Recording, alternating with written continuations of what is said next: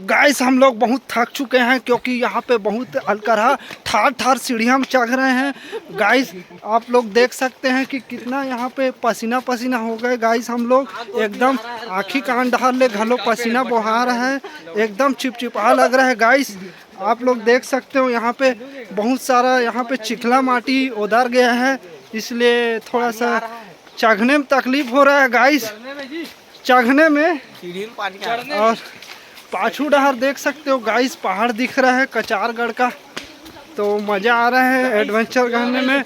और गाइस थोड़ा सा रेंगने में तकलीफ़ हो रहा है, लेकिन मज़ा करेंगे, रेंगेंगे चढ़ेंगे क्योंकि मैंने स्पोर्ट्स शूज़ पहना है एकदम ब्रांडेड वाला।